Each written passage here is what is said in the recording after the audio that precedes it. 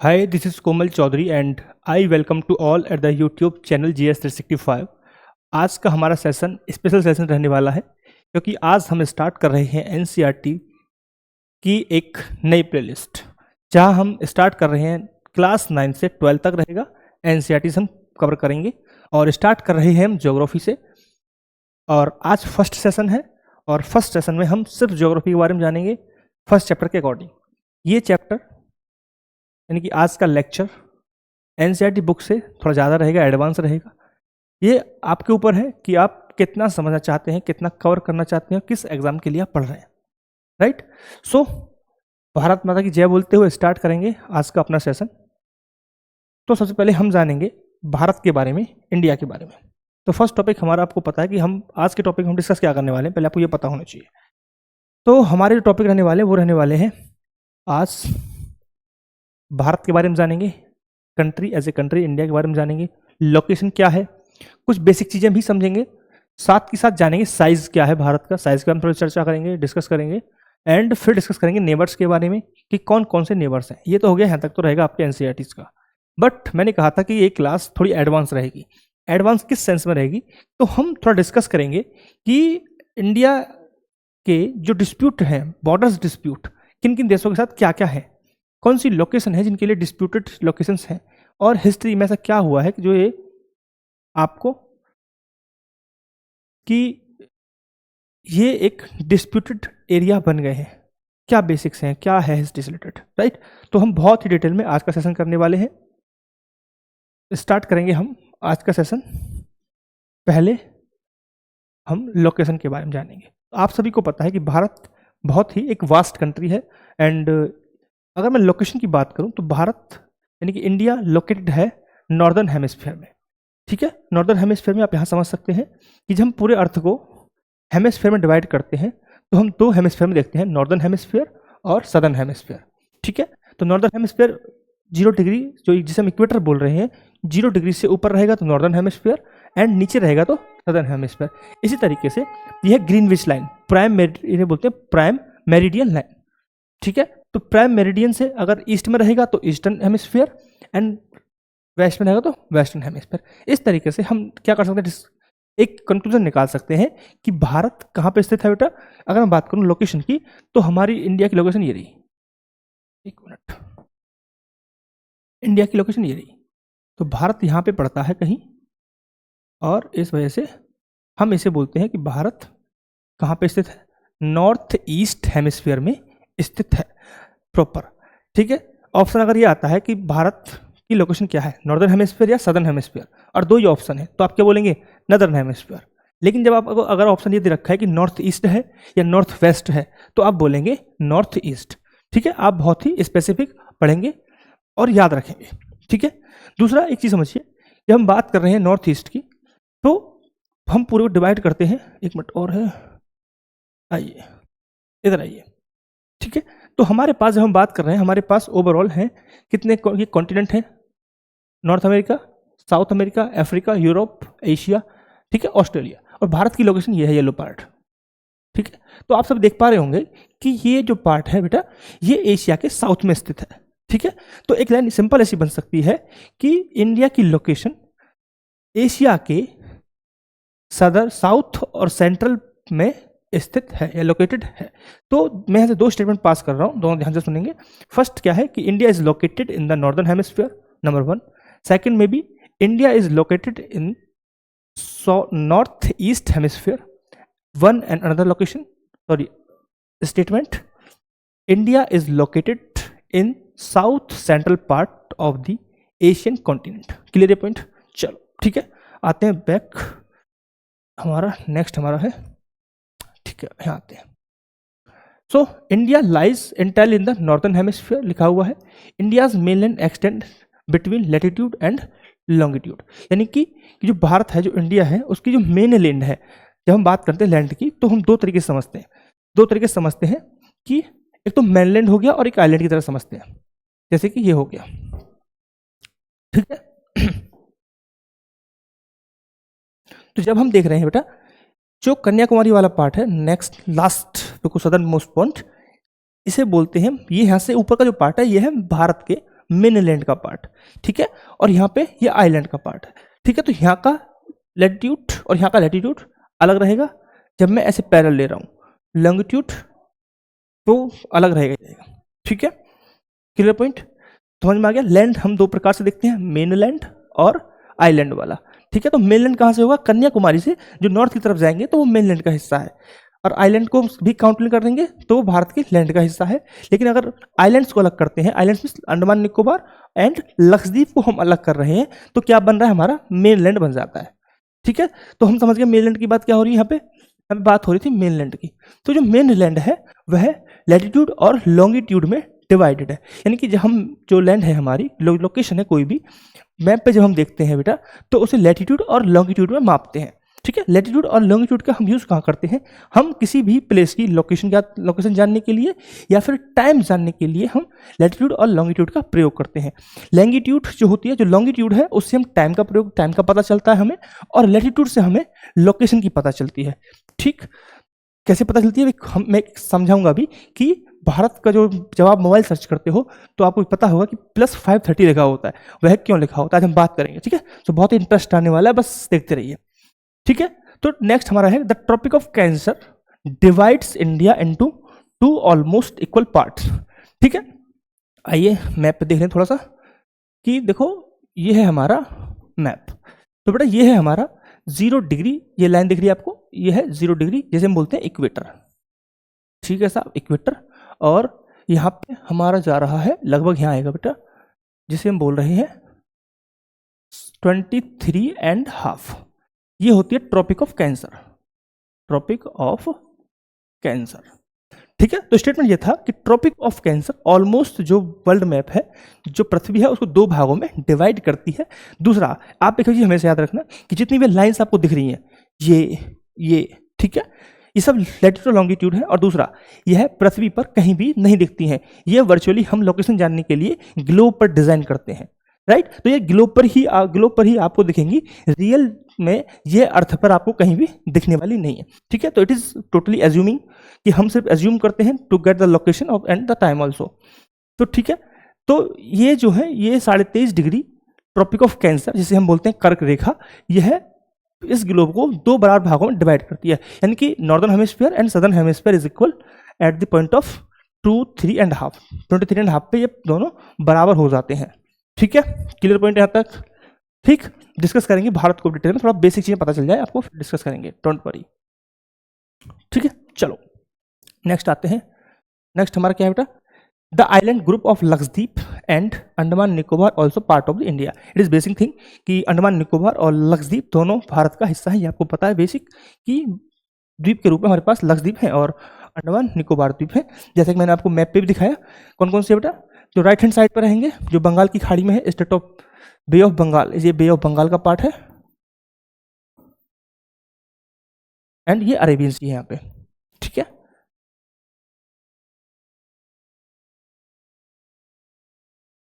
तो ये इधर का पार्ट अरेबियन सी की तरफ जो है वो लक्षद्वीप है, एंड इस तरफ क्या है, इस तरफ हमारे अंडमान निकोबार द्वीप समूह है,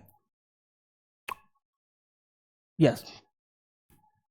अब आते हैं साइज की तरफ, साइज की तरफ लोग बात करते हैं, उससे पहले आप समझिए, जो हमने अभी लोकेशन की बात की भारत के, तो लोकेशन को समझते हैं थोड़ा सा। मैंने एक जगह मैप लगाया हुआ है लोकेशन के लिए,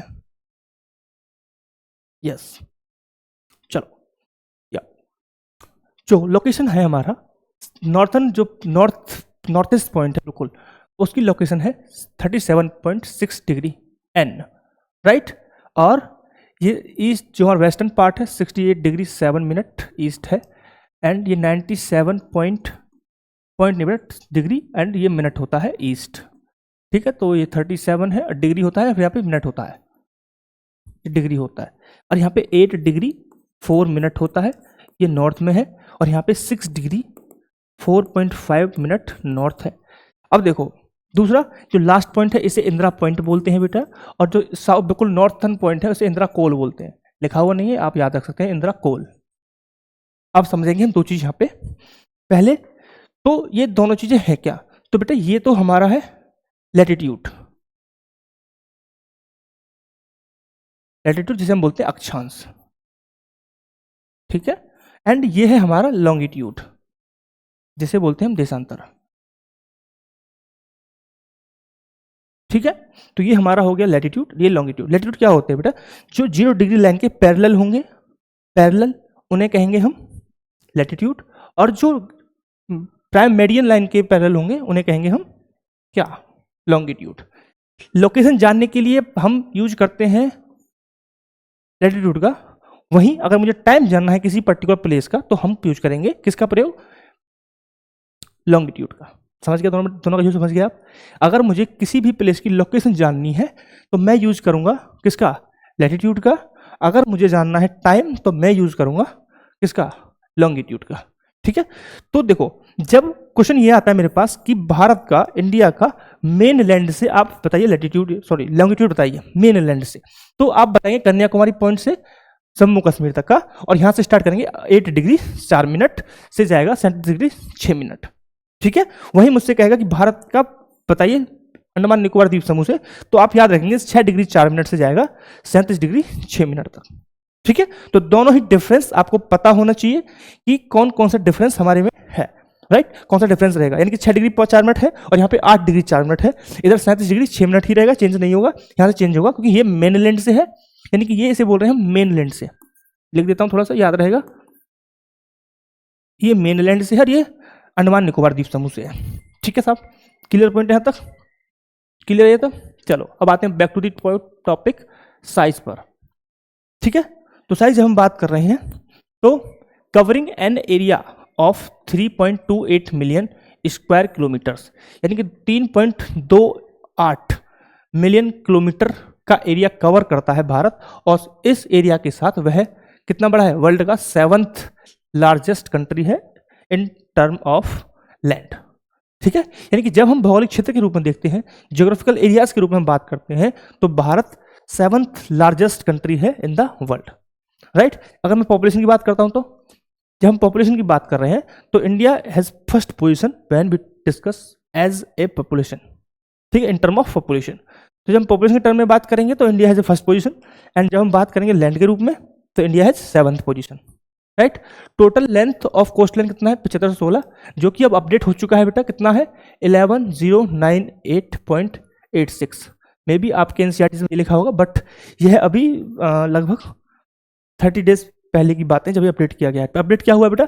इंडिया कोस्ट लाइन, ये गूगल का स्क्रीनशॉट है, India coast line has been recalculated as 11098.81 kilometre from 7561.60 kilometre, nearly 50%। This is due to change in the methodology of calculation, यानी कि ये कोई ऐसा नहीं एरिया बढ़ गया है, एरिया नहीं बढ़ा है, लेकिन जिस तरीके से हम मापते थे पहले उस मैथोलॉजी को चेंज कर दिया है, जिसकी वजह से क्या हुआ है कि ये अब बढ़ के कितना हो गया है? 11098.81 किलोमीटर का हो गया है। और ये देखो यहाँ पे लिख रहा है यूनियन शिपिंग मिनिस्ट्री का डाटा है ये। ठीक है, कोई ऐसा नहीं है कि हवा में आपको बता दिया है या मैं आपको गलत चीज़ें बता रहा हूँ कि हमारी एनसीईआरटी में तो ये लिखा हुआ है और भैया ऐसे बता रहे हैं, तो ऐसा नहीं है। तो ये अपडेटेड हो चुका है, आप यहाँ से अपना डाटा चेक कर सकते हैं। ठीक है, अब समझिए कोस्ट लाइन क्या होता है बेटा? एक वर्ड निकल के आया कोस्ट लाइन। तो कोस्ट लाइन ये एरिया होता है जो समुद्र से साइड में लगा हुआ है, इसे बोलते हैं कोस्ट लाइन। ठीक है, इसे बोलते हैं कोस्ट लाइन, जो समुद्र से लगा हुआ है एरिया होता है, समुद्र से लगा हुआ बॉर्डर जिसे हम कह रहे हैं उसे बोलते हैं कोस्ट लाइन। कितना है भारत का कोस्ट लाइन अभी? 11098 किलोमीटर का एरिया है। ठीक है, किलोमीटर लंबी, सॉरी एरिया लंबी कोस्ट लाइन है भारत की।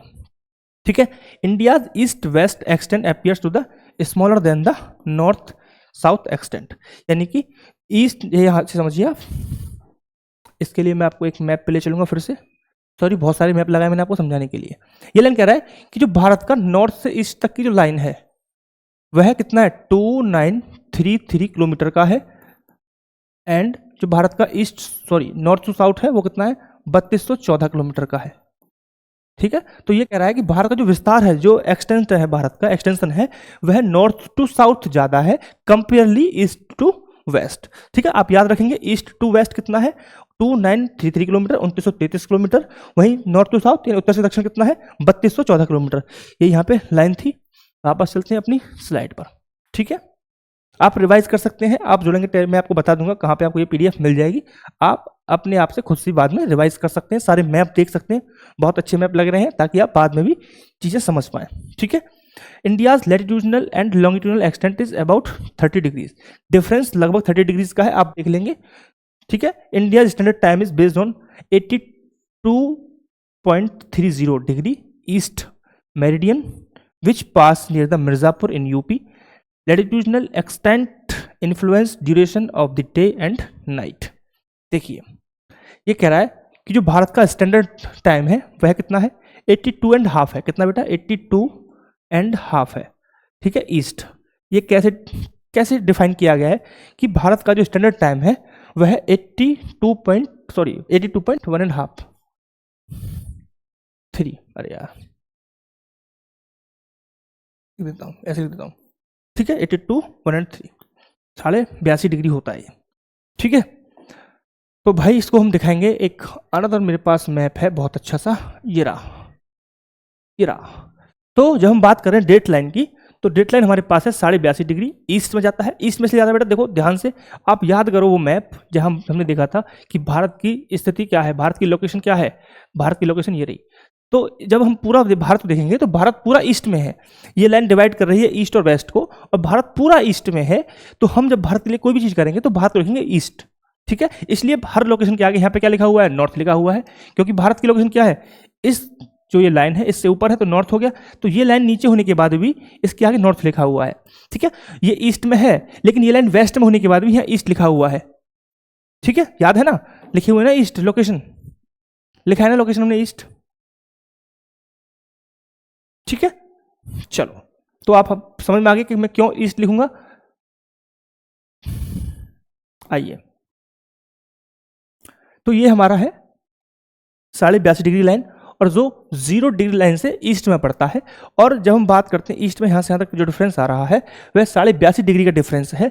0 डिग्री जो प्राइम मेरिडियन है उससे ईस्ट में ये 82.5 डिग्री ईस्ट में पड़ता है, इसलिए इसको बोला जाता है 82.5 डिग्री ईस्ट, जो कहाँ से गुजरता है, इलाहाबाद के मिर्जापुर से होकर गुजरता है बेटा, इलाहाबाद के मिर्जापुर से होकर जाता है, और छत्तीसगढ़ उड़ीसा से भी होकर ये गुजरती है ये लाइन, ठीक है। आप इसे भूलेंगे नहीं, याद रखेंगे कि जो भारत की स्टैंडर्ड लाइन है, टाइम स्टैंडर्ड लाइन, वह कहाँ से गुजरती है, कहाँ से होकर पास होती है, इलाहाबाद के मिर्जापुर से होती है, साथ ही साथ छत्तीसगढ़ और उड़ीसा से होकर भी गुजरती है। इलाहाबाद आपको जो मिर्जापुर है वह आपको हर जगह दिखेगा, लेकिन उड़ीसा और छत्तीसगढ़ आपको प्रोबेबली नहीं मिलते जल्दी से, ठीक है। क्लियर पॉइंट, क्लियर, यहाँ तक हम आ गए, समझ में आ गया। आई होप कि आपको समझ में आ गया होगा सब चीज़, ठीक है।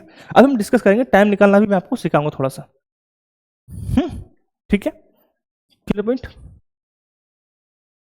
आइए, ये हमारा है क्या, इंटरनेशनल बॉर्डर के आप देखेंगे तो भारत और अफगानिस्तान के साथ 106 किलोमीटर लंबा बॉर्डर है। ध्यान रखिए, यह जो अफगानिस्तान के साथ बॉर्डर लगा हुआ है यह पीओके वाला बॉर्डर है। अगर हम पीओके को अलग हटाएं तो भारत अफगानिस्तान से बॉर्डर शेयर नहीं करता है। अगर हम उसकी बात करें कि जो कैप्चर्ड एरिया है, कैप्चर की बात करें, भारत जिस पे भारत जो कैप्चर कर रखा है, भारत ने कैप्चर यानी कि भारत का कब्जा है जिस पर, ठीक है। तो इस एरिया भारत कब्जा है वो मैं आपको दिखा देता हूँ थोड़ा सा, ठीक है, ये रहा। तो पहले ये समझ लीजिए, उसके बाद हम बात करेंगे, ठीक है। तो यह है पूरा जम्मू कश्मीर का पार्ट, ठीक है, जम्मू कश्मीर का पार्ट रहने वाला है पूरा, यहाँ से यहाँ तक ये जम्मू कश्मीर है पूरा। और ये देखो यहाँ से जो ये एरिया है बेटा, ये पुंछ और ये सब होते हुए यहाँ से कारगिल और यहाँ तक, ठीक है। तो ये वो एरिया है जहाँ पर इंडियन एडमिनिस्ट्रेशन के अंतर्गत काम होता है, यानी कि ये वो जम्मू कश्मीर का वो एरिया है जो भारत के प्रशासनिक क्षेत्र में है। भारत का प्रशासन यहाँ पे काम करता है, भारत के नियम कानून यहाँ पे लागू हैं। ये वो रीजन है जो पीओके जिसे हम बोलते हैं, यह कौन सा है बेटा, ये बोलते हैं जिसे हम पीओके बोलते हैं, यह वो एरिया है। और ये है अफगानिस्तान। तो अफगानिस्तान यहाँ पे बॉर्डर साझा करता है, इस एरिया से अफगानिस्तान का कोई बॉर्डर साझा नहीं होता है। यह है सक्षम वैली, सॉरी यह है सियाचिन ग्लेशियर, ठीक है। ये क्या है, ये सियाचिन ग्लेशियर है जिस पे कंट्रोल किसका है, इस पे कंट्रोल है भारत का। किसका कंट्रोल है बेटा, इस पे भारत का कंट्रोल है। और ये वो एरिया है जिसे पाकिस्तान ने चाइना को बेच दिया है, ठीक है। यानी कि ये कंट्रोल किया जाता है किसके द्वारा, चाइना के द्वारा। तो ये वो एरिया है जो पाकिस्तान कंट्रोल करता है, यह वो एरिया जो भारत कंट्रोल करता है, यह वो एरिया जो भारत कंट्रोल करता है, ये सियाचिन ग्लेशियर है, ठीक है। एंड ये वो एरिया है जो पाकिस्तान ने चाइना को बेच दिया था, ठीक है। ये वो एरिया है जो 1992 के वॉर में चाइना ने कब्जाया था, ये वाला एरिया, ठीक है। तो ये वो एरिया है जो कंट्रोल किया जाता है चाइना के द्वारा, जिसे हम बोलते हैं अक्साई चीन, और इसे बोलते हैं पीओके, पाक ऑक्युपाइड कश्मीर। और यह है हमारा प्यारा कश्मीर, ठीक है, पूरा कश्मीर, हालांकि भारत पूरे को ही अपना मानता है और भारत का अभिन्न अंग है। इस संबंध में भारत की पार्लियामेंट का एक रेजोल्यूशन भी है जो ये कहता है अपने आप में कि भारत का पूरा जम्मू कश्मीर एक अभिन्न अभिन्न अंग है। ठीक है, तो ये हो गया जम्मू कश्मीर का पार्ट। अब थोड़ा सा समझेंगे अब ये लोकेशन। तो अफगानिस्तान आपको समझ में आ गया कहाँ से बॉर्डर कनेक्ट करता है। इस एरिया में चाइना का बॉर्डर है और चाइना के साथ भारत 3488 किलोमीटर बॉर्डर साझा करता है। साफ नहीं दिख रहा होगा इसलिए दोबारा लिख देता हूँ, 3488 किलोमीटर का बॉर्डर साझा करता है। यहीं पे क्या है, इंडो भूटान, ये भूटान का एरिया है, 699 किलोमीटर साझा करता है बॉर्डर। इधर क्या है, म्यांमार का ये एरिया, म्यांमार का है ये वाला एरिया। ठीक है, तो कितना है, 1643 किलोमीटर बॉर्डर साझा करता है। यहाँ पे क्या है, ये पूरा एरिया क्या है, ये बांग्लादेश का है और सबसे ज़्यादा बॉर्डर साझा करता है बांग्लादेश के साथ, 4096.7 किलोमीटर का। तो भारत सबसे ज़्यादा बड़ा बॉर्डर बांग्लादेश के साथ से साझा करता है। ठीक है, और इधर ये कोस्ट लाइन तो होगी 7516, जो गलत है। अब कितना है, 11,098.81 ठीक है साहब, क्लियर है, पॉइंट क्लियर है। चलिए आते हैं आगे, ये आपको पता चल गया। ठीक है, क्लियर पॉइंट। एक मेरा एक सिंपल चीज़ आपको मेरे को सिखानी है, वो मेरे को पॉलिटिकल मैप में लगाया इंडिया का, अरे बस ये रह गया इसका मतलब। ठीक है, पॉलिटिकल मैप नहीं लगाया है। और इधर मैं आपको एक चीज़ बताता एक्स्ट्रा थोड़ी सी, वो क्या है कि वो ये है कि जो ट्रॉपिक ऑफ कैंसर है भारत का, वह भारत के गुजरात, राजस्थान, मध्य प्रदेश, छत्तीसगढ़, ठीक है, झारखंड, वेस्ट बंगाल, त्रिपुरा और मिजोरम, इतने राज्यों से होकर गुजरता है। यानी कि भारत के 8 राज्यों से होकर ट्रॉपिक ऑफ कैंसर गुजरती है। आपको अगर आप याद रख सकते हैं तो बहुत अच्छी बात है, क्योंकि बहुत सारे एग्जाम्स में ये डायरेक्ट क्वेश्चन आया कि भारत के कितने राज्यों से होकर ट्रॉपिक ऑफ कैंसर पास करता है। तो आपको पता होना चाहिए जब आप तैयारी कर रहे हैं कॉम्पिटिशन की। ठीक है, तो ये वही लोकेशन है, जम्मू कश्मीर को बताया गया है। उसके अंदर कॉल वाला पॉइंट ये रहा, and the northern demarcate point of the India Pakistan cease fire line of control, ये LOC वाला एरिया हो गया, ये वाला। तो वो सब चीज़ें आपको बता दी गई। ये सियाचिन ग्लेशियर हो गया, ये अक्साई चीन का एरिया हो गया, सब बता दिया मैंने पीछे। ठीक है, क्लियर पॉइंट। चलो आते हैं आगे, ये हम कर चुके हैं। ये क्या है, यहाँ आ जाइए, कम टू द पॉइंट।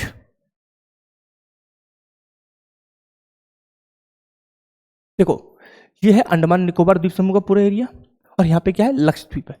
तो जो ग्रीन वाला पार्ट है बेटा, ये लक्षद्वीप को दिखा रहा है, और येलो वाले पार्ट में आप देख रहे होंगे अंडमान निकोबार द्वीप समूह। तो अंडमान निकोबार में बहुत सारे आइलैंड्स हैं, है ना, ऐसा नहीं है कि एक ही आइलैंड है, बहुत सारे आइलैंड आप देख पा रहे होंगे। तो लास्ट वाला है ग्रेट निकोबार, और इसका लास्टतम बिंदु जो है उसको बोलते हैं इंदिरा पॉइंट। मैं आपको पीछे बताया स्लाइड में कि इंदिरा पॉइंट है, और ऊपर वाला इंदिरा कोल है, सबसे ऊपर जम्मू कश्मीर में। ठीक है, वो इंदिरा कोल है, और ये कौन सा पार्ट है, ये हमारा पार्ट है कौन सा, इंदिरा पॉइंट। ठीक है, इसके लिए मैप है शायद मेरे पास,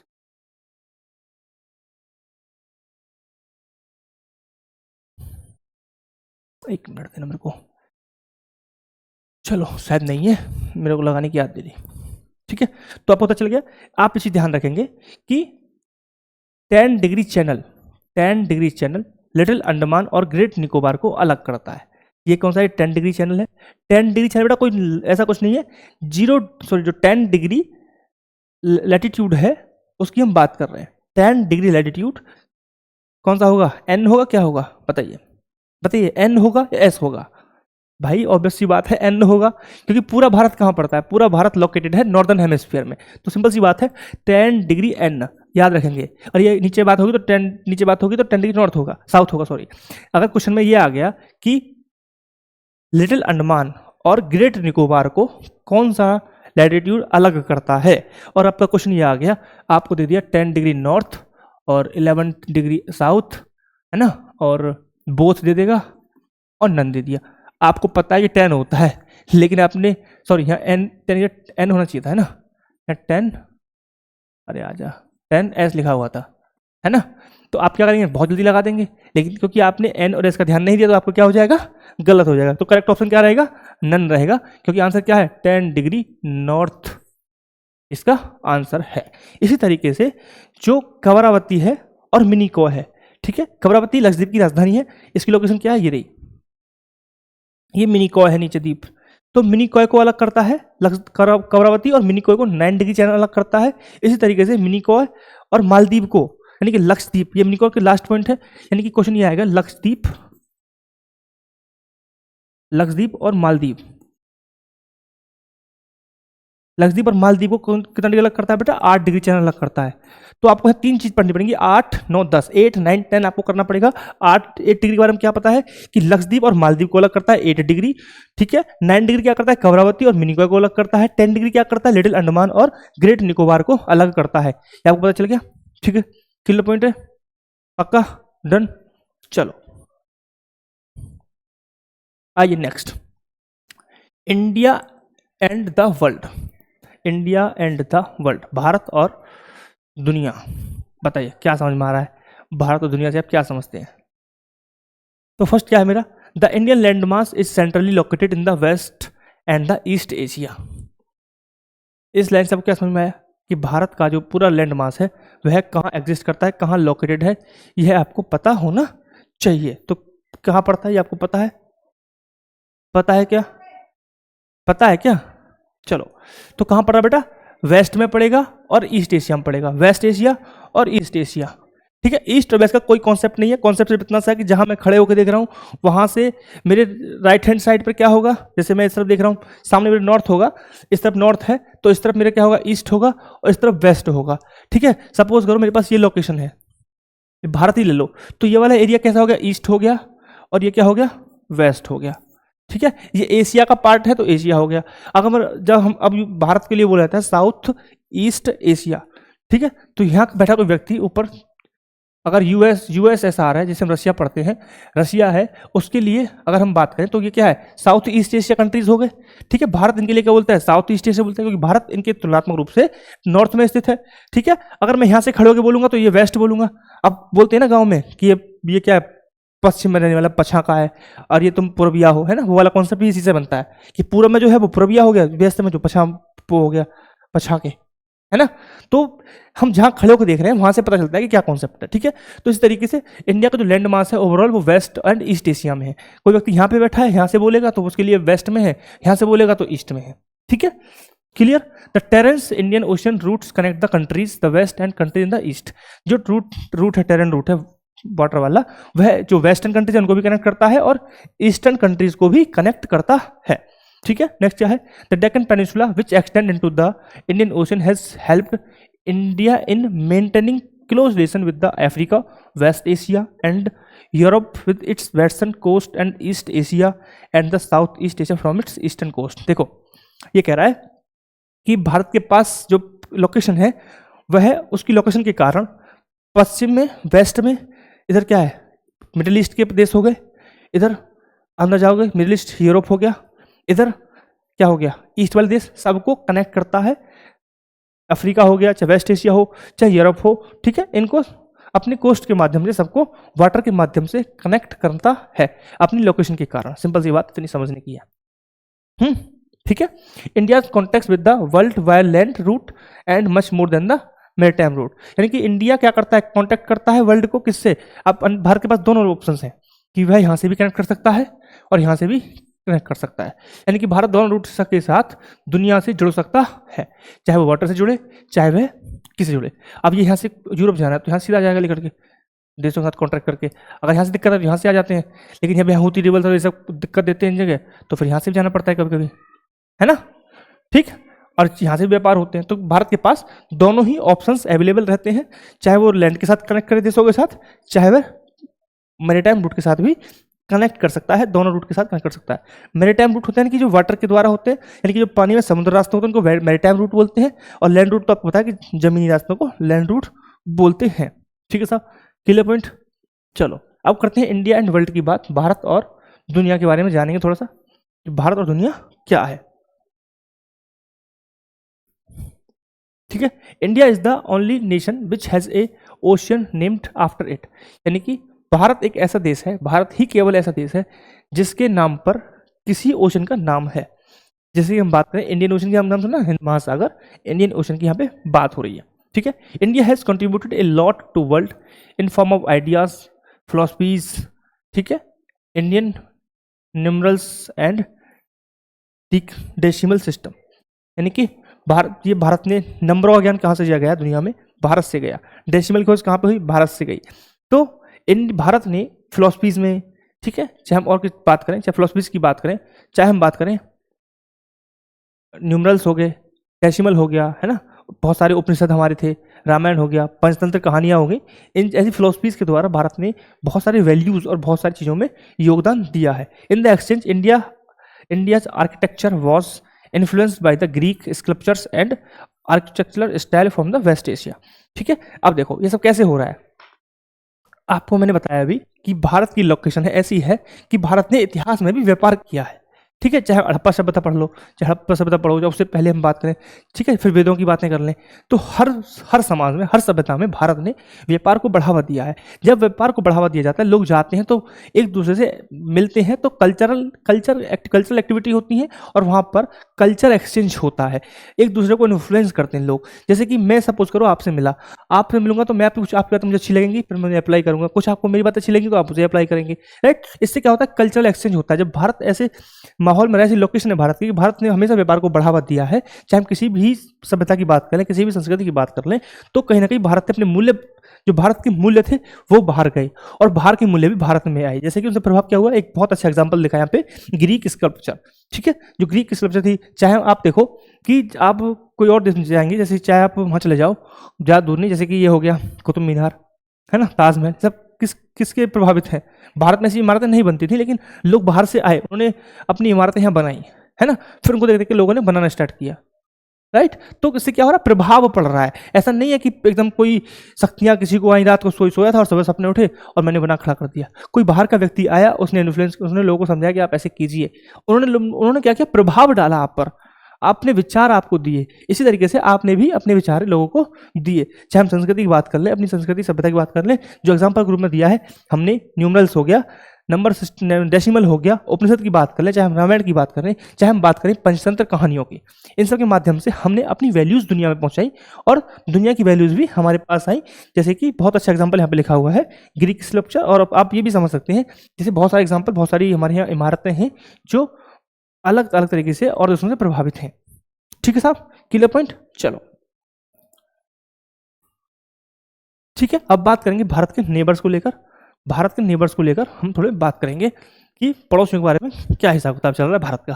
ठीक है, तो India has an important position in the south Asia and 28 states and 8 UTs. आप याद रखेंगे, अभी चेंज हो गया है, 2019 से चेंज होता है स्टेटस, तो काफ़ी पुराना भी हो गया।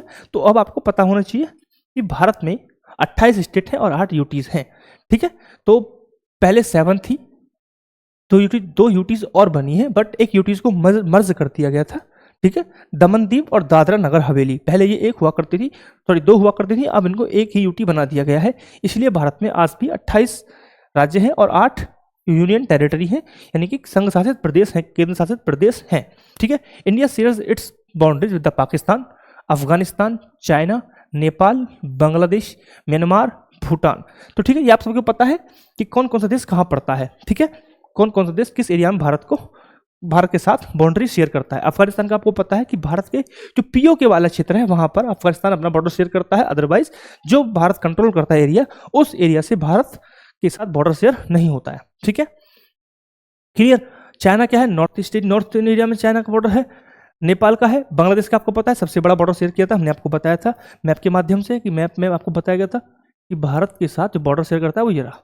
ठीक है, यहां से आपको याद आ गया होगा कि हम कौन सी लोकेशन की मैं बात कर रहा हूं। ठीक है साहब, क्लियर पॉइंट है। चलिए ठीक है, राइट। चलिए, the southern neighbours across the sea consist of the 2 islands countries namely Maldives and Sri Lanka. तो जब हम बात कर रहे हैं सी के अकॉर्डिंग, जो सी बाउंड्रीज भारत के साथ साझा करते हैं, तो उसमें 2 देशों के नाम आते हैं। एक तो श्रीलंका होगा, एक छोटा सा ही देश है नीचे, और मतलब बहुत ही मामूली सा देश मालदीव। ठीक है, मतलब मैं ऐसा नहीं कह रहा हूँ बहुत ही मामूली, मतलब पॉपुलेशन एंड लैंड के एरियाज वाइज बहुत छोटा देश है, द्वीप आइलैंड है। अगर सही से क्लाइमेट चेंज होता रहा इस तरीके से ही, है ना, तो निकल जाएगा। Sri Lanka is a separate from the India by the Palk strait narrow strip of the sea. अभी देखेंगे बहुत ही डिटेल में, मैंने इनके मैप लगाए हुए मस्त, आपको मजा आ जाएगा। ठीक है, India always have and had strong geographical and historical links with her neighbours. India stand apart from the rest of the Asia. ठीक है, इसको मीनिंग है। आगे चलते हैं, नेक्स्ट क्या है। नेक्स्ट आप देख लीजिए, ये देख लीजिए बॉर्डर एरियाज कि किस किस देश के साथ भारत की बाउंड्रीज कितनी लंबी हैं। पहले भी लिखा था मैंने, और यहाँ भी आप देख सकते हैं दोबारा से, दोबारा से आप नोट कर सकते हैं, स्क्रीनशॉट लेना चाहें तो ले सकते हैं, it is up to you कि आपको किस तरीके से रिवाइज करना है। चाहे तो आप स्लाइड से रिवाइज कर लीजिए, चाहे आप नोट करते रहिए, जो आपके लिए इंपॉर्टेंट है। बुक आपके पास होगी, वहाँ से भी आप पढ़ सकते हैं, बट जो चीज़ें मैं बता रहा हूँ शायद बुक में आपको ना मिले, और ना ही बुक में ऐसे मैप आपको देखने को मिलेंगे जो इतना ईजी तरीके से आपको चीज़ें बता रहे हैं, आपको 3D वे में आपको देख पा रहे हैं आप, ठीक है। तो इतनी अच्छी चीज़ें आपको नहीं मिलेंगी, राइट, ठीक। तो ये एरिया देखिए, ठीक है, बांग्लादेश सबसे बड़ी बाउंड्री शेयर करता है, तो अब याद रखेंगे 40-96। चाइना हो गया, फिर क्या इसका नंबर है, फिर पाकिस्तान का नंबर है, फिर नेपाल हो गया, फिर म्यांमार हो गया, भूटान हो गया, और अफगानिस्तान, ठीक है। ये फिर से कह रहा हूँ मैं, कौन सा एरिया है, पीओके वाला है, जो भारत का ही एक अभिन्न अंग है। लेकिन आपको प्रॉपर लोकेशन इसलिए बताऊँ ताकि आपको एग्जैक्टली क्लियर हो, पॉइंट टू पॉइंट, कि क्या एग्जैक्ट कहाँ पे कौन सा देश भारत के साथ मर्ज करता है या बॉर्डर शेयर करता है, ठीक है, क्लियर। चलो अब बढ़ते हैं नेक्स्ट की तरफ, और नेक्स्ट हमारा है ये नेबर कंट्रीज, आपको बहुत ही प्यारे में, जो आपको कहीं आपको देखने को शायद ही मिले। तो ये हो गया पाकिस्तान, इस तरफ अफगानिस्तान रहेगा, मालदीव यहाँ पे बहुत छोटा सा द्वीप देश है, श्रीलंका होगा, यहाँ पे बांग्लादेश होगा, और फिर यहाँ पे भूटान है, म्यांमार है, नेपाल है, और चाइना है। तो इस तरीके से आप समझ सकते हैं कि भारत के कौन कौन से देश पड़ोसी देश हैं, और कितने प्यारे मैप से मैंने आपको बता दिया, ठीक है साहब, क्लियर पॉइंट, क्लियर है। यहाँ तक अगर आपको क्लियर है तो बताओ, यहाँ तक आपको समझ में आ गया सब कुछ। तो अब हम चलेंगे आगे बहुत ही छोटी चीज़ों के साथ। पहले मैं आपको थोड़ा सा भारत के जो मैदानी क्षेत्र के बारे में थोड़ी सी इन्फॉर्मेशन ऐसे देता हूँ वर्बली, फिर हम अब बहुत ही छोटा सा टॉपिक रह गया कवर करने के लिए, बॉर्डर इश्यूज रह गए हैं बस, ठीक है। तो chapter overall according to your book has been completed from my end, but now we will discuss apart from the book and advance level of the location and border issues, what is going on, ठीक है। उससे पहले हम discuss कर रहे हैं कि जो भारत के जो एरियाज हैं, कोस्टल प्लेन्स हैं, उनके बारे में थोड़ा जाने। जब हम कोस्टल प्लेन्स की बात करते हैं तो 3 कोस्टल प्लेन हम देखने को मिलते हैं, यानी कि पहला जो ईस्टर्न कोस्टल प्लेन है, ईस्टर्न पार्ट, फिर वेस्टर्न हो गया, और भारत का सेकंड 2 हम देख रहे हैं, ईस्टर्न पार्ट और वेस्टर्न पार्ट। तो भारत का जो हम पढ़ेंगे, पहले ईस्टर्न पार्ट को हम जाने, तो ईस्टर्न पार्ट में सबसे पहले नॉर्थ में पश्चिम बंगाल से लेकर तमिलनाडु तक का एरिया आता है, और आंध्र प्रदेश ओडिशा से तक इसमें शामिल किया जाता है। दोबारा सुन लीजिए, पूर्वी तटीय मैदान में उत्तर में पश्चिम बंगाल से दक्षिण में तमिलनाडु तक, और आंध्र प्रदेश और ओडिशा से होकर गुजरता है पूरा एरिया, ठीक है। जहाँ पर आपको देखने को मिलेगी महानदी, कृष्णा नदी, गोदावरी और कावेरी नदियों के डेल्टा इसी क्षेत्र में मौजूद होते हैं, ठीक है। और इसके लिए एक वर्ड यूज किया जाता है कि दक्षिण भारत का अन्न भंडार, ठीक है, क्लियर पॉइंट है, ठीक। तो इस एरिया को जब हम बात कर रहे हैं, एक बार कोई मैप है अच्छा सा मैं बता पाऊँ,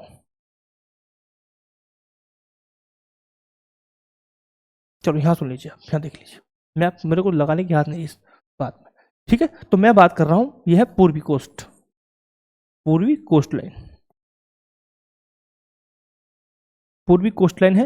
हमने बताया कहाँ से पूर्वी कोस्ट लाइन कहाँ से स्टार्ट होती है बेटा, यह स्टार्ट होती है पश्चिम बंगाल से लेकर तमिलनाडु तक जाती है, और कहाँ कौन से स्टेट में शामिल होते हैं, इसमें आंध्र प्रदेश आता है, उड़ीसा आता है, यानी कि 4 स्टेट आते हैं, पश्चिम बंगाल, तमिलनाडु, आंध्र प्रदेश और उड़ीसा। कौन कौन सी नदियाँ बहती हैं इस क्षेत्र में, तो इस क्षेत्र में बहती नदियाँ महानदी, कृष्णा, गोदावरी और कावेरी, 4 नदियों के यहाँ पे महत्वपूर्ण नाम है। और इस क्षेत्र को बोला जाता है दक्षिण भारत का अन्न भंडार, क्योंकि यह क्षेत्र, इस क्षेत्र में नदियाँ बहती हैं, और नदियों द्वारा लाए गए गाद और जो मिट्टी होती है, जलोढ़ मिट्टी, वह बहुत ही उपजाऊ होती है, और यह उपजाऊ होने के कारण अन्न भंडार का अच्छा उपजाऊ होता है यहाँ पे, जिस कारण इसे अन्न भंडार बोला जाता है, इसे दक्षिण भारत का। इस क्षेत्र को हम 3 भागों में डिवाइड कर सकते हैं, जहाँ पर जो चिल्का झील है और कोलेरू झील, चिल्का झील और कोलेरू झील, इस क्षेत्र को बोला था उत्कल तट के रूप में हम जानते हैं, जहाँ पर अत्यधिक वर्षा होती है, और यहाँ पर जो फसलें होती हैं मेनली वह चावल, नारियल और केले की फसलें यहाँ पे होती हैं, ठीक है। वहीं नेक्स्ट मेरा आता है आंध्र तट, ठीक है। तो ये तट था उत्कल तट, ये आगे आंध्र तट की बात करें तो आंध्र तट में कोलेरू झील हो गई, कोलेरू झील से पुलिकट झील के बीच का जो क्षेत्र है उसे हम बनाते हैं आंध्र तट। इस क्षेत्र में नदियाँ बहने वाली हैं, कृष्णा, गोदावरी, 2 नदी यहाँ पर बैठती हैं। और वहीं मैं बात करूँ कोरमंडल तट की, तो कोरमंडल तट में तमिलनाडु में पुलिकट झील, और तमिलनाडु के पुलिकट झील और कन्याकुमारी वाला पॉइंट नीचे है ना, इस एरिया को हम बोलते हैं कोरोमंडल तट। तो आप याद रखेंगे उत्कल तट, आंध्र तट और कोरोमंडल। तो ये हो गया बेटा उत्कल तट, आंध्र तट, और यहाँ पे क्या होगा, कोरोमंडल, कोरोमंडल तट, ठीक है। तो आप ये याद रखेंगे, ठीक, क्लियर पॉइंट। अब हम बढ़ेंगे थोड़ा, अब थोड़ा बात करते हैं पश्चिमी तट को लेकर। पश्चिमी तट में दक्षिण में केरल से लेकर उत्तर तक, यानी कि गुजरात से लेकर केरल तक का हिस्सा यहाँ पाता है। इसमें और इसमें स्टेट शामिल होते हैं कर्नाटक, गोवा और महाराष्ट्र। तो कर्नाटक, गोवा और महाराष्ट्र। गोवा यहाँ पे छोटा सा है, ठीक है, ये वाला एरिया, ये एरिया गोवा, ये होता है गोवा, ठीक है। तो यह लगभग 1500 किलोमीटर उत्तर से दक्षिण तक है और इसकी चौड़ाई रहेगी 10 से 15 किलोमीटर अंदर तक ये रहता है। इसे इस क्षेत्र में तेल का स्रोत ज़्यादा माना जाता है और मालाबार तट के साथ कई खूबसूरत लेगून भी मिलती हैं, ठीक है। इस जगह को इसलिए पर्यटन स्थल के रूप में हम ज़्यादातर देखते हैं। पश्चिमी तट की तुलना में पश्चिमी तट पूर्वी तट की तुलना में संकरा है, पतला है, यानी कि यह तट थोड़ा चौड़ा है और यह तट पतला है। उसकी रीजन ये है कि यह धसाव के कारण बना है और इस पर यह धसाव के कारण नहीं बना हुआ है। यहाँ पे नदियाँ लगातार गिरती हैं तो यहाँ पे चपटा ये बना हुआ है, यानी कि तट यहाँ पे डेल्टा बने होते हैं, इसलिए ये इसका जो तट है वो चौड़ा होता है और यह डेल्टा यहाँ पे नहीं होते हैं। इसकी आकृति के कारण, स्लोप के कारण डेल्टा बन नहीं पाता है, तो ये संकरा रह जाता है, ठीक है। कच्छ और काठियावाड़ का क्षेत्र ये रहा और कोंकण यहाँ पे पड़ता है, ठीक है। तो कच्छ, कोंकण और मालाबार, कच्छ, कोंकण, मालाबार लिख देता हूं, कच्छ, कोंकण, मालाबार। तो ठीक है, और इनको आप नाम से याद रखेंगे क्योंकि एग्जाम में डायरेक्ट क्वेश्चन आ जाता है, ठीक है। तो कच्छ के साथ यहाँ काठियावाड़ भी लिख सकते हैं क्योंकि लोकेशन के नाम पे यहाँ पे रखे हुए हैं, ठीक है साहब। क्लियर पॉइंट यहाँ तक समझ में, आई होप कि आपको पता चल गया होगा कि कोंकण तट महाराष्ट्र से गोवा तक होता है और गोवा से नीचे मालाबार हो गया, ठीक है। समझ में आ गया क्लियर पॉइंट यहाँ तक। चलो चलो जी चलो, हाँ समझ में आ गया आपको, बहुत अच्छी बात है। यहाँ तक मुझे लग रहा था कि क्लास थोड़ी लेंथी होगी और होती जा रही है, एक्सट्रीमली सॉरी। आई रिक्वेस्ट कि आप पूरी देख लीजिएगा क्योंकि थोड़ा एडवांस मैं आपको बता रहा हूँ, अदरवाइज क्लास तो आपके बुक के अकॉर्डिंग खत्म हो गई है, इट इज सफिशियंट। बट जो बच्चे बुक से ज़्यादा पढ़ना चाहते हैं, ये चाहते हैं कि आपको एक्स्ट्रा इन्फॉर्मेशन और इस चैप्टर में बेसिक टू एडवांस आपको सब पता हो, तो आप ये कर सकते हैं, ठीक है। तो भाई हमने एक चीज़ मैंने आपको बताई थी कि ये भारत की क्या है, भारत की प्राइम मीडियम लाइन है, भारत की मीडियन लाइन है, भारत का लॉन्गिट्यूड है जो समय को बताती है, और 0 डिग्री प्राइम मेरिडियन होती है जो 0 डिग्री से होकर गुजरती है। तो जो प्राइम मेरिडियन है वह लंदन के ग्रीनविच से होकर गुजरती है और यहाँ से ही मापा जाता है कि सब दुनिया पूरी ईस्ट में है या वेस्ट में है, ठीक है। समझ में आगे दोबारा सुन लीजिए कि जो 0 डिग्री है वह लंदन के ग्रीनविच से होकर गुजरती है, और याद रखना यह कोई ऐसी लाइन नहीं जो सीधी की ड्रॉ होती है, ये अर्थ से, ये पृथ्वी हो गुजरती है, बीच समुद्र आकर तो टेढ़ी हो जाती है ऐसे ऐसे, ठीक है। मैं ग्रुप में जो बच्चे नहीं जुड़े हुए हैं जाके GS365 GS365 यहाँ जुड़ेंगे टेलीग्राम पर। यहाँ मैं साथ में जो इसका प्राइम मेरिडियन है उसका जो एक्चुअल मैप है वो शेयर कर दूंगा, ठीक है, ताकि आपको पता चल जाए कि ये लाइन सीधी इसमें ड्रॉ हो रही है वो एक अलग बात है, लेकिन ये आपको समझाने के लिए की गई है, बट ये ऐसे टेढ़ी मेढ़ी होती है ना, ठीक है। तो एक चीज़ समझिए, 0 डिग्री से ही माना जाता है कि इस तरफ वेस्ट है और इस तरफ ईस्ट है। वेस्ट में जाते हैं तो समय जुड़ता है, इसलिए 82 डिग्री होने के बाद समय जुड़ जाता है, 5 + 30 लिखा जाता है, 530 प्लस लिखा जाता है आप जब समय देखते हैं। लेकिन जब आप बैक जाएंगे, ईस्ट की तरफ जाएंगे, तो आप क्या देखेंगे आप जब इसकी तरफ जाएंगे तो आप देखेंगे इसकी तरफ जाने से कि समय माइनस होगा, यानी कि जब आप वेस्ट जाते हैं तो प्लस होता है और जब आप ईस्ट जाते हैं तो माइनस होता है। एक बहुत अच्छा एग्जांपल हम समझ सकते हैं, देखो सपोज करो मेरे पास ये 150 डिग्री पे कोई चीज़ है, 150 डिग्री पे कितना टाइम होगा, ये है 82.5, ठीक है। सवाल समझिए कि 150 डिग्री वेस्ट का टाइम मुझे निकालना है, 150 डिग्री वेस्ट का टाइम मुझे निकालना है, ठीक है। तो 1 डिग्री चलने में 4 मिनट का समय लगता है, 1 डिग्री में 4 मिनट चल जाता है समय, ठीक है। ये हमने निकाला है पृथ्वी के रोटेशन से, ठीक है, पृथ्वी के रोटेशन से निकाला है। जब आप डिवाइड करेंगे, ठीक है, 24/360 को, तो ये निकल के नंबर आएगा जो बताता है कि अगर 4 डिग्री निकालेंगे तो 15 डिग्री में 60 मिनट हो जाते हैं, यानी कि 1 घंटे में 15 डिग्री घूम जाती है पृथ्वी, ठीक है। और बेटा इसी तरीके से आप निकाल सकते हैं, ठीक है। तो 150 डिग्री में कितनी घूमेगी बेटा बताइए जरा, तो 15 डिग्री में 1 घंटा घूमती है, ठीक है, तो 150 डिग्री में कितना होगा, 1/15 गुणा 150 निकालेंगे और ये 10 हो गया। तो बेटा कितने घंटे का डिफरेंस रहेगा, 10 घंटे का डिफरेंस रहेगा 0 डिग्री से। ठीक है, अगर ये अब देखो सपोज करो यहाँ पे था 2 बजे हुए थे किस समय, अब मुझसे पूछ रहा है कि 150 डिग्री पे कितने समय बज रहे होंगे, है ना। तो आप क्या करेंगे, 10 घंटे ऐड कर देंगे। अगर ये वेस्ट ईस्ट का पूछता है 10 घंटे इसमें माइनस करते हैं, सिंपल इतना ही कैलकुलेशन होता है। ये कहाँ से नंबर आया, तो 24 घंटे में पृथ्वी 360 डिग्री घूम जाती है, 1 घंटे में कितना घूमेगी, 360/24, तो नंबर निकल के आएगा बेटा 15। ये यहाँ से निकल के आया। ठीक है, क्लियर, कुछ ऐसा समझ में नहीं आया। तो इस तरीके से आप समय खुद से भी निकाल सकते हैं, देशांतर जो लॉन्गिट्यूड है उसके आधार पर हम खुद से भी टाइम सेट कर सकते हैं, चेंज कर सकते हैं। ये आप यहाँ से समझ लीजिए। ठीक है, ठीक है साहब, क्लियर पॉइंट है। यहाँ तक समझ में आया नहीं आया, कुछ ऐसा कुछ जो समझ में नहीं आया हो तो बता दीजिए, हम दोबारा से रिपीट कर देंगे। ये समय निकालना समझ में आ गया बेटा। 24 घंटे में पृथ्वी एक चक्कर पूरा करती है, यानी कि पूरा 360 का एक सर्कल पूरा करती है। ऐसे एक सर्कल 360 का पूरा करती है 24 घंटे में। ठीक है, तो 1 घंटे में कितना करेगी, 360/24, तो 15 निकल के आएगा। ठीक है, यानी कि 1 घंटे में 15, इसको 60 करेंगे, 1 घंटे में 60 मिनट होते हैं, तो 1 मिनट का आप निकाल सकते हैं, तो 1 मिनट में 1 डिग्री 4 मिनट में घूम जाता है। इस तरीके से कैलकुलेशन आ जाएगी। ठीक है साहब, क्लियर है। ठीक है, चलिए ये आप लिख लीजिए, आप याद रख सकते हैं आगे। अभी मैं आपको बता चुका हूं।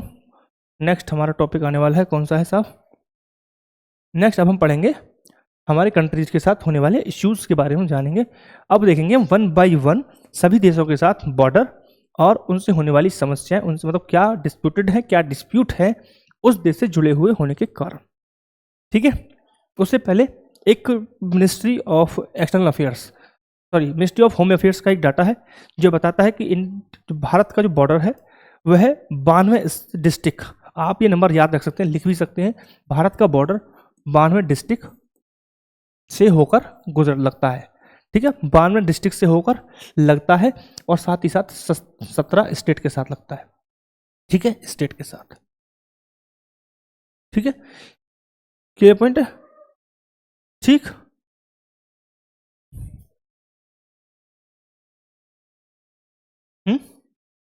समझ में आ रहा है तो बताइए, आगे बढ़ते हैं फिर। थोड़ा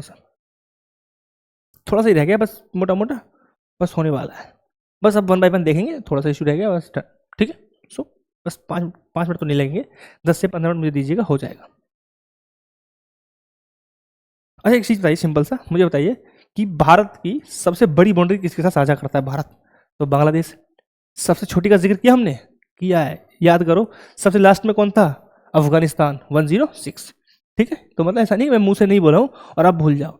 ठीक है, और जब सबको ऐड कर लोगे सभी पड़ोसियों के साथ सीमा है तो वही आएगा 15,106 किलोमीटर, जो क्या है पूरी बॉर्डर एरिया से, पूरे बॉर्डर का एरिया है भारत का, 15,000 लगभग 15,000 किलोमीटर का है। ठीक है, तो भाई सबसे पहले किसके साथ देखने वाले हैं हम, भूटान के साथ देखने वाले हैं। सबसे पहले हम जानेंगे भूटान के साथ क्या प्रॉब्लम है, कोई इशू है या नहीं। तो देखिए मैंने क्या लिखा हुआ है, आप समझ लीजिए। लोकेशन देख के समझ में क्या आ रहा है आपको, थोड़ा मुझे बताइए, मुझे भी समझाइए थोड़ा सा। भूटान को बताइए पहले भाई, मुझे भी समझा दीजिए। ऐसे शांत रहने से क्या होगा, कुछ नहीं होगा भाई, बताना पड़ेगा।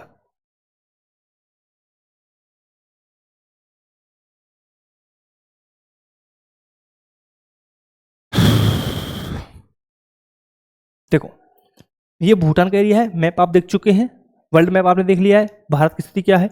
भारत के ऊपर ही छोटा सा एक देश लगा दिखेगा आपको, दिखाता हूँ वर्ल्ड मैप में, इसमें दिखेगा नहीं, एक मिनट दिखेगा। मैप तो है मेरे पास बहुत सारे, उनमें किसी न किसी में तो होगा ही। भूटान ये रहा, है क्या, ये रहा। जब आप पूरे भारत को देखते हैं तो आपको दिखेगा यहाँ पे एक छोटा सा देश जो एक स्वतंत्र देश है और भारत के साथ बॉर्डर साझा करता है। खुशी की बात यह है कि भारत और भूटान के पास कोई भी क्या है, कोई भी इश्यू नहीं है। Quite peaceful border and there is no boundary dispute between two countries. यानी भारत और भूटान के बीच कोई भी विवाद या कोई भी विवाद का विषय नहीं है। ठीक है, यानी कि भारत और भूटान दोनों ही शांतिपूर्ण रूप से अपनी बॉर्डर मैनेज करते हैं। भूटान की तरफ सिक्किम है जो कि भारत का राज्य है, एक स्टेट है भारत का, ठीक है। और यहाँ पे नेपाल है, ये पूरा असम है। ये चिकन नेक है जो वीकनेस बताई जाती है भारत की, लेकिन भारत ने इसको अब स्ट्रॉन्ग पॉइंट बना रखा है। ये अरुणाचल प्रदेश है, यहाँ पर ये असम है, ठीक है। तो सिक्किम, असम, अरुणाचल प्रदेश और पश्चिम बंगाल, ठीक है। एक बार मैं दिखाता हूँ पश्चिम बंगाल कौन सा है बेटा।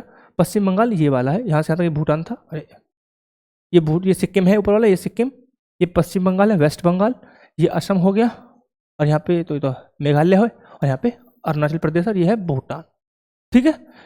साकेनंग वाइल्ड लाइफ सेंचुरी यहाँ पे स्थित है, आप ये नाम याद रख सकते हैं, मैप में लगा हुआ है, देख लें, याद रह जाए तो अच्छी बात है, ठीक है। Clear point, right. नेक्स्ट हमारा कौन सा पॉइंट है साहब, नेक्स्ट कौन सा देश है, भारत नेपाल के क्या रिश्ते हैं, भारत और नेपाल के रिश्तों के बारे में समझिए। तो 5 स्टेट्स ऑफ इंडिया, भारत के 5 स्टेट कौन कौन से, मैप में देखिए, मैप में दिख रहा, और है दूसरा मैप, नहीं इंडो पाकिस्तान का है।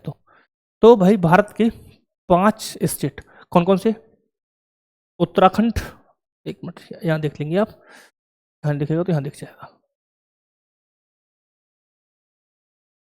एक पॉलिटिकल मैप मेरे को लगाना था, वो मिस्टेक हो गई थोड़ी सी, ठीक है। दिख नहीं रहा है, पॉलिटिकल मैप मेरे पास है नहीं, तो उसमें दिखता नहीं, तो ये सारा, ठीक है। नेपाल का समझते हैं, तो यहाँ पे लिखा हुआ है सारी चीज़, कोई दिक्कत नहीं है, बट एक मैप पे क्या है, थोड़ा विजुअलाइज कर लेते तो आसान हो जाता।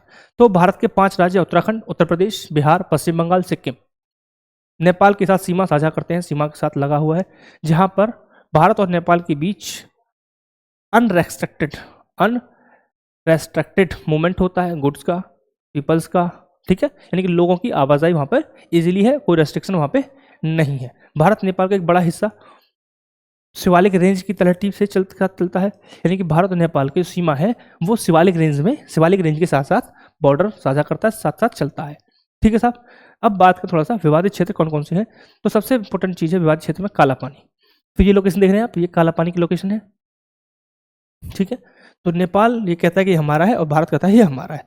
तो जो काला पानी है वो एक बेसिकली वैली है, जिसे भारत द्वारा उत्तराखंड के पिथौरागढ़ जिले के हिस्से के रूप में क्या कहता है एडमिनिस्ट्रेट किया जाता है, और यह कैलाश मानसरोवर जो मार्ग है उस पर स्थित है, ठीक है। कैलाश मानसरोवर रूट पर स्थित है, और इसकी जो लेटेस्ट पॉलिटिकल जो मैप है भारत का जो लेटेस्ट मैप है, उसमें भारतीय जो क्या है, क्या कहेंगे उसको, इन क्लेम्स को रिपीट किया है, जिससे दोहराया गया, और नेपाल कहता है कि यह उसके पश्चिमी हिस्से का है, और भारत कहता है ये हमारे उत्तराखंड के हिस्से का पार्ट है। सिंपल आप समझ लीजिए कि एक लोकेशन है काला पानी, जिसे नेपाल कहता है ये हमारा है और भारत कहता है ये हमारा है, जो कि भारत का जो लेटेस्ट मैप है उसमें भी ये भारत का हिस्सा दिखाया गया है, ठीक है। क्लियर पॉइंट है। तो काला पानी जो क्षेत्र है वो काली नदी, भारत और नेपाल के बीच एक नदी है काली नदी, वह निर्धारित करती है क्षेत्र को, और वह नदी इधर बह जाती है तो सीमा टेढ़ी मेढ़ी हो जाती है, ठीक है। तो ऐसा नहीं है कि बहुत लंबा ऐसा बॉर्डर है कि दीवार खड़ी कर रखी है, नदियों से दीवार बनाना नेचुरल है, वो इधर उधर बहेगी तो थोड़ा डिस्प्यूट होगा ही, ठीक है। क्लियर पॉइंट, ठीक। चलो, तो आपको पता चल गया the border of the porous one with the unrestricted movement of goods and people between the Indian Nepal, a major portion of Indo Nepalese border runs in the coast east west direction almost along the foot hill of the Shivalik range का जो निचला हिस्सा है, जैसे कि foot हिल क्या होता है बेटा, जो माउंटेन का फुट हिल क्या होता है, ये है, ये माउंटेन है, और ये नीचे वाला हिस्सा है, तो ये वाला एरिया को फुट हिल बोलते हैं, ठीक है। तो आप इससे समझिए, तो इसके साथ साथ ऐसे पैरेलल बना हुआ है, हिमालय जो है वो पैरेलल है, हिमालय कैसा ऐसे है 3 रेंज में ऐसे, ठीक है। तो इसके साथ साथ जो इसका पदीय क्षेत्र है उसके साथ बहुत सारे क्षेत्र सीमा साझा करता है नेपाल, ठीक है। अब यहाँ पे नेपाल नहीं है, समझाने के लिए लिखा था, कभी यहाँ पे नेपाल समझ लो, मतलब नेपाल तो है हिमालय, ठीक है। दूसरा एक डिस्प्यूटेड एरिया है, दूसरा एक डिस्प्यूटेड और एरिया है, वो है गंडक नदी के तट पर नारायण नदी जिसे कहा जाता है, उस पर भी थोड़ा इश्यू है। गंडक नदी क्या करता है, हर बार अपने मार्ग बदल देती है, रास्ता बदल देती है, और जिससे क्या होता है डिस्प्यूट एरिया बन जाता है, ये आपको पता होना चाहिए। हालांकि जो ब्रिटिश ईस्ट इंडिया कंपनी और नेपाल के बीच एक सुगौली की संधि हुई थी, जिसके मुताबिक गंडक नदी अंतर्राष्ट्रीय सीमा के रूप में कार्य करेगी। नदी का पूर्व हिस्सा भारत का होगा और पश्चिमी हिस्सा नेपाल का होगा। इस संधि में ये लिखा हुआ है। और जिस समय हस्ताक्षर हुए थे उस समय सुस्ता गांव नदी के पश्चिम में स्थित था, लेकिन समय के साथ साथ क्या हुआ, जो गंडक नदी है उसने अपना मार्ग बदल दिया और सुस्ता गांव पूर्व में चला गया। अब नदी भारत हिस्से में है। अब ये कह रही है कि भाई नहीं, ये तो हमारा हो गया। यानी कि जब सिग्नेचर किए थे, एक बार मैप है क्या ये वाला, अरे यार क्या कर दिया मैंने, मिस्टेक कर दी छोटी छोटी 2-3, नहीं और थोड़ा मैप 1-2 आ जाती तो समझाने में आसानी हो जाती। तो बेटा सुस्ता गांव था गंडक नदी के वेस्ट में पहले, ठीक है, यानी कि जब भारत का हिस्सा हुआ करता था वह। नदी ने अपना रास्ता बदल दिया, अब नदी बहती है सुस्ता गांव के दूसरी तरफ से। सुस्ता गांव चला गया पूर्व में। सुस्ता गांव क्योंकि भारत का हिस्सा था इसलिए अब वह नदी भारत हिस्से में आ गई। लेकिन अब पाकिस्तान का ये क्या, सॉरी नेपाल का ये इश्यू हो गया। अब नेपाल को ये डिस्प्यूटेड एरिया बना दिया नेपाल ने। कभी डिस्प्यूटेड एरिया हो गया, डिस्प्यूट नहीं होना चाहिए ना भाई, कि जब वो एक नदी थी वो सीमा का काम कर रही थी, एक गांव था पर्टिकुलर, उस गांव के वो गांव भारत का हिस्सा था। अब उस गांव के दूसरी तरफ से नदी निकलने लगी तो गांव तो एक लोकेशन थी ना प्रॉपर। अब वो कह नहीं ये गांव हमारा है, ऐसा थोड़ी होता है ना। थोड़ी मैच्योरिटी दिखानी होगी नेपाल को, थोड़ा कुछ कर दो फिर रोने लगते हैं। चलो कोई नहीं, देख लेंगे। अब बढ़ते नेक्स्ट, हमारा इंडो पाकिस्तान। सबसे हरामखोर बच्चा यही है अपना, है ना भाई। तो पहले आप समझिए भारत पाकिस्तान के बारे में थोड़ा समझते हैं कि जो भारत पाकिस्तान की सीमा का निर्धारण था वह किसने दिया, कब किया। तो भाई 1947 ईस्वी में रेड क्लिफ अवार्ड के माध्यम से, रेड क्लिफ अवार्ड के द्वारा इसका निर्धारण किया गया। और इस अवार्ड के चेयरमैन थे सर सिरिल रेडक्लिफ। उन्हीं के नाम पर इस सीमा का नाम रखा गया है रेडक्लिफ, ठीक है। जम्मू, 2 विवादित क्षेत्र हैं जम्मू कश्मीर, एक तो आप सबको पता जग जाहिर है जम्मू कश्मीर, और एक एरिया है सर क्रीक। सर क्रीक बेटा कहाँ का एरिया है आप देख सकते हैं। सर क्रीक एरिया है कहाँ का, गुजरात वाला एरिया है, कच्छ वाला एरिया है। इस क्षेत्र में वो क्लेम करता है, यह पाकिस्तान का एरिया क्लेम करते हैं, ठीक है। इसी तरीके से जम्मू कश्मीर का क्लेम है। तो 2 बड़े डिस्प्यूट हम देखते हैं पाकिस्तान के साथ, जम्मू कश्मीर और सर क्रीक, ठीक है। तो सर क्रीक जब हम बात कर रहे हैं जम्मू कश्मीर की, तो जम्मू कश्मीर पाकिस्तान के कब्जे वाला कश्मीर, जिसमें गिलगिट बलूचिस्तान आता है। पाकिस्तान ने जम्मू कश्मीर में लगभग 78,000 वर्ग किलोमीटर भारतीय क्षेत्र पर अवैध कब्जा कर रखा है, जिसे हम पीओके बोलते हैं। इसके अलावा 1963 में उसने, मैंने आपको दिखाया था जो एरिया उसने चाइना को बेच दिया था, वो एरिया की हम बात कर रहे हैं, ठीक है। अगर चीन को सौंप दिया था, उसके पैसे बना दिए। दूसरा सियाचिन ग्लेशियर पर इशू है। सियाचिन ग्लेशियर हिमालय के पूर्व में काराकोरम रेंज में भारत पाकिस्तान के बीच एक क्या है, ग्राउंड पोजीशन के रूप में हम उसे मानते हैं। 1948 में पूरा जो सियाचिन ग्लेशियर है और सभी दर्रों के साथ 1984 में मेघदूत ऑपरेशन के माध्यम से भारत ने उस पर प्रशासन लिया था, कंट्रोल कर लिया था, ठीक है। ऑपरेशन मेघदूत के माध्यम से सियाचिन ग्लेशियर पर और तथा सभी दर्रे जो हैं ग्लेशियर के, सब पर भारतीय सेना का कब्जा रहा, कंट्रोल है। ऑपरेशन मेघदूत के माध्यम से कंट्रोल लिया था, ठीक है। पहले क्या होता था कि सर्दियों में फौजी वो रास्ता छोड़ के सियाचिन ग्लेशियर को नीचे उतराते थे, बट एक बार चीन ने इसने क्या किया, ये चालाक बन गए। इसकी सूचना जैसे ही सेना को मिली, सेना ने ऑपरेशन मेघदूत लॉन्च किया और उस पर कंट्रोल कर लिया, ठीक है, राइट। तो बहुत लंबा इशू हो जाएगा, बस आपको समझाना चाह रहा हूँ कि 2 इशू हैं। सर क्रीक में जो दलदली भूमि है रण के क्षेत्र में भारत और पाकिस्तान के बीच 96 किलोमीटर लंबी एक पट्टी है जिसको डिस्प्यूट बना रखा है, ठीक है। तो पाकिस्तान इस रेखा को मोहना के पूर्वी तट का अनुसरण होने का दावा करता है, जिसके कारण यह डिस्प्यूट बना हुआ है, ठीक है। अगर मैं इसके बारे में कहूँ तो बहुत डिटेल हो जाएगा, क्लास ज़्यादा लेंदी हो जाएगी, थोड़ा मुझे जल्दी रैप अप करना पड़ेगा, ठीक है। इंडो पाकिस्तान, ये वो एरिया जो बता रहा था मैं, ये जो पाकिस्तान को दे दिया इन लोगों ने, ये अक्सर तो ये वाला, ये वो एरिया जो पाकिस्तान को दे दिया, ये ब्लैक जिस पर मैं मार्क कर रहा हूँ, ठीक है, राइट, समझ में आ गया होगा। और ये वो एरिया जो ऑक्यूपाइड अभी है, और ये जो भारत कंट्रोल करता है, मेन कश्मीर।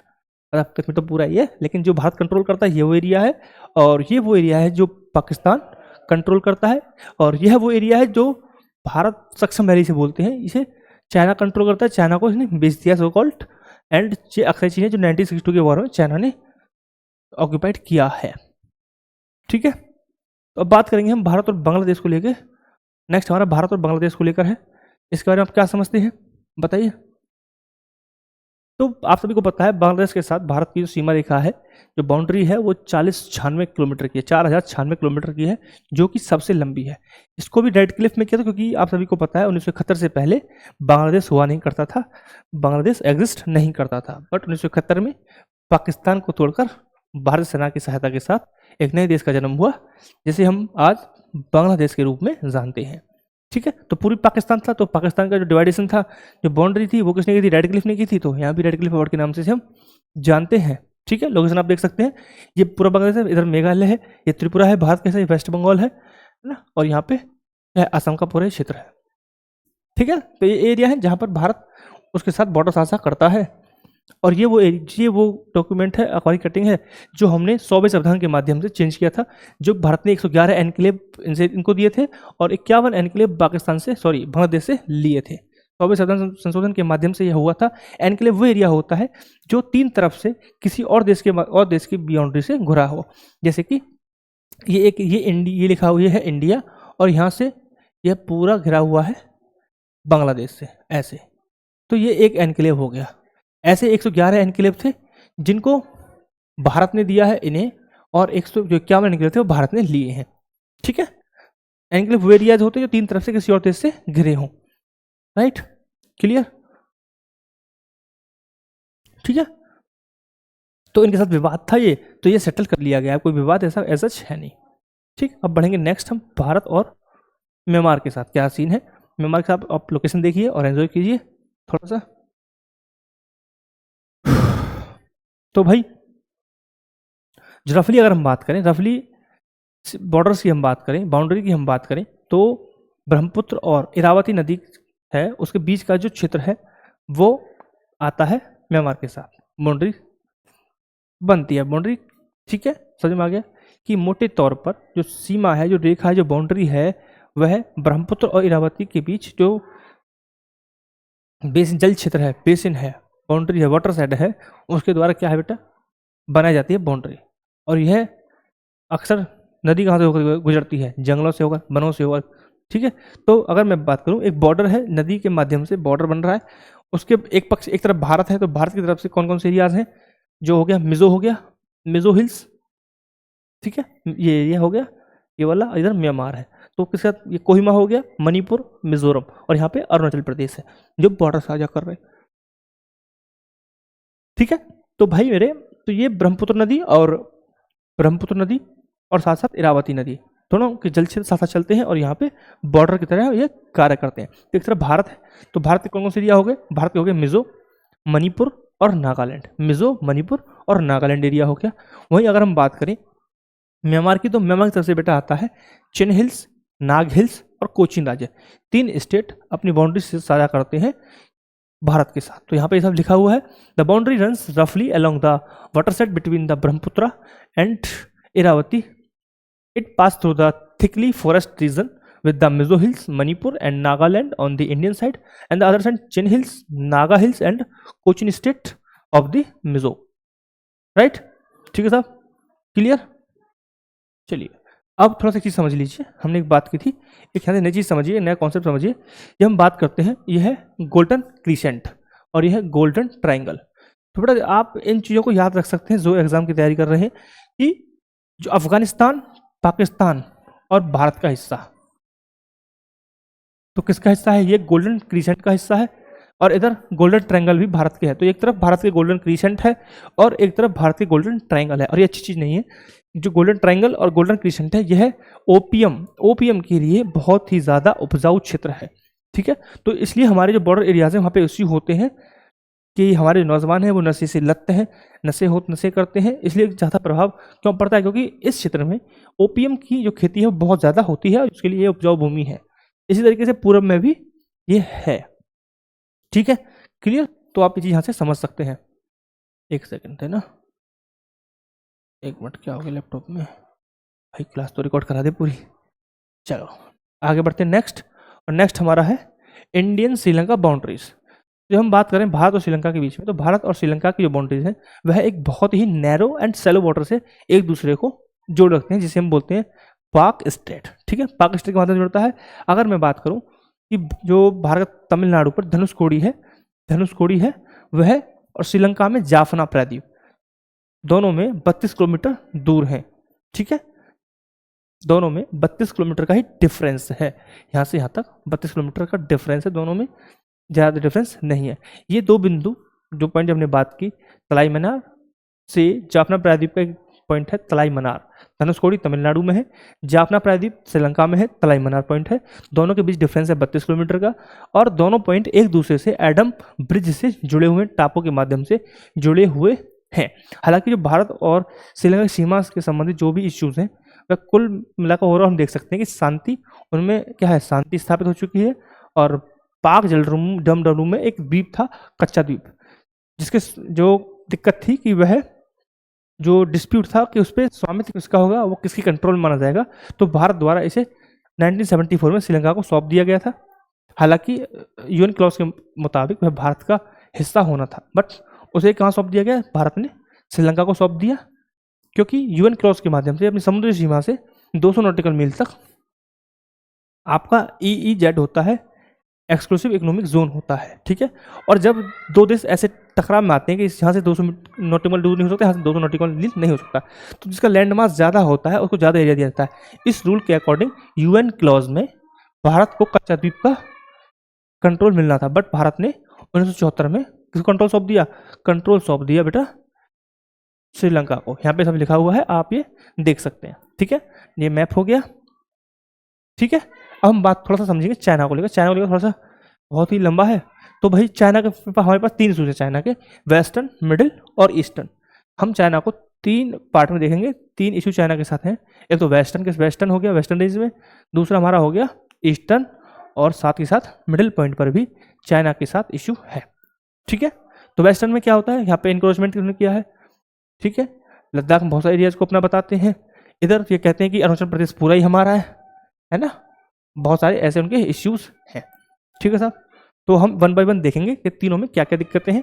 पहले हम देखेंगे, सबसे पहले हम बात करेंगे कि इसे वेस्टर्न सेक्टर में क्या दिक्कतें हैं, वेस्टर्न सेक्टर में कौन कौन से डिस्प्यूटेड एरियाज हैं। 1 घंटे 30 मिनट की क्लास हो चुकी है, 5-6 मिनट और लगेंगे या 10 मिनट लग सकते हैं, तो क्लास ओवरऑल खत्म हो जाएगी जल्दी से।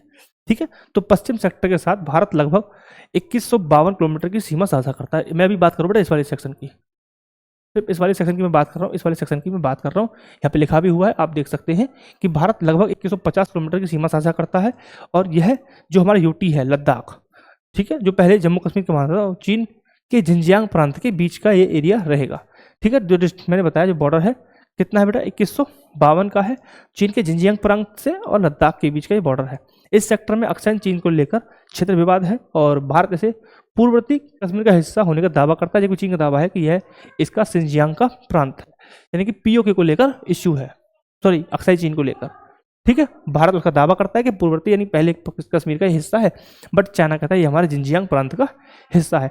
अक्साई चीन पर विवाद का पता ब्रिटिश साम्राज्य को लगाया जा सकता है कि चीन और उसके भारतीय उपनिवेश के बीच एक कानूनी सीमा का स्पष्ट रूप होने से सीमांकन करने में वह विफल रहा, यानी कि उन्होंने स्पष्ट सीमा कोई भी जो है वो नहीं बनाई, जिस कारण इन विवादों को जन्म दिया गया। भारत में ब्रिटिश शासन के समय भारत और चीन के बीच 2 प्रस्तावित सीमाएं थी। ठीक है, ब्रिटिश शासन 2 प्रस्तावित सीमाएं थी, कौन सी, जॉनसन लाइन और मैकडोनल्ड लाइन थी। तो भाई जो जॉनसन लाइन थी, जॉनसन लाइन 1865 में प्रस्तावित थी, जो पूर्वी जम्मू कश्मीर यानी कि वर्तमान में बात करूं तो लद्दाख हो गया, में अक्साई चीन को बताती है कि यह भारत के नियंत्रण में होना चाहिए, जबकि मैकडोनल्ड लैंड 1897 में बनी थी और इससे चीन का नियंत्रण रखती है। यानी कि 2 प्रकार की सीमा में देखेंगे, जॉनसन लाइन और मैकडोनल्ड लाइन। तो जो जॉनसन लाइन है वो ये कह रही है कि इसका कंट्रोल भारत में होना चाहिए था, जो 1865 में बना था 1865 के अकॉर्डिंग, और वहीं हम मैकडोनल्ड की बात करते हैं तो वो कहता है कि इसका नियंत्रण चीन के पास होना चाहिए। ठीक है, तो अलग चीज़ें होगी, भारत जॉनसन लाइन को चीन के साथ एक सही और सही राष्ट्र सीमा मानता है, लेकिन जबकि दूसरी ओर मैकडोनल्ड लाइन को भारत के साथ सही सीमा मानता है चीन। ठीक है, क्योंकि ऐसा लगता है कि यह कंट्रोल की बात है, तो क्योंकि जॉनसन लाइन के अकॉर्डिंग भारत के पास कंट्रोल होना चाहिए, तो भारत जॉनसन लाइन को मानता है। इसी तरीके से चाइना मैकडोनल्ड लाइन को मानता है, क्योंकि मैकडोनल्ड लाइन के अकॉर्डिंग भारत जो अक्साई चीन है वह चाइना के कंट्रोल में होना चाहिए। वर्तमान में LAC में स्थिति बनी हुई है, जहां पर लद्दाख के भारत क्षेत्रों को अक्साई चीन से अलग रखने वाली रेखा है, और यह अक्साई चीन के साथ संबंधित क्षेत्रों पर भी चीन क्लेम करता रहा है, इसमें कोई नई बात नहीं है। चीन क्या करता है, पहले एरिया पे क्या करता है, क्लेम करता है, फिर उसके आसपास इंफ्रास्ट्रक्चर डेवलप करता है, फिर वहाँ पे लोग बसाता है, फिर UN में जाएगा और कहेगा हाँ मेरे लोग हैं और देखिए सब ऐसे हो रहा है। एक स्ट्रेटजी है। ठीक है।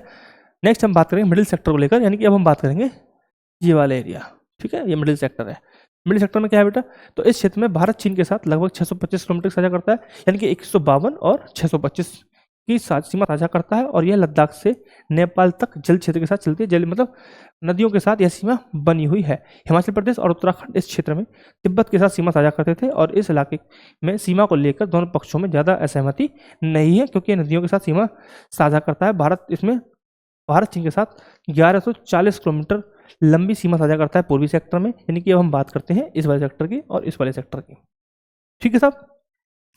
तो जो पूर्वी क्षेत्र है यह भूटान की जो पूर्वी सीमा है, तिब्बत की हम बात करें तो उसमें पड़ता है। भारत और म्यांमार के ट्राई जंक्शन तालुक दर्रे के पास एक बिंदु के रूप में हम देखते हैं, जिसे हम जो हमने अभी देखा था कुछ दिन पहले इंसिडेंट हुआ था, गलवान इंसिडेंट। ठीक है, तो वो इसको भी देखा था। और दूसरा यहाँ पे हम बात करते हैं तो भाई ये पूरा इसका क्लेम करते ही हैं कि ये सब हमारा ये पूरा है ना। तो ये हो गया हमारा आज का सेशन, आई होप कंप्लीट। ये आप देख सकते हैं इश्यूज और आगे से मैप के साथ। सो आई होप आपको बहुत अच्छा लगे जब आप वीडियो देख रहे हैं। And thank you very much, thank you very much for watching this video. अब ठीक है।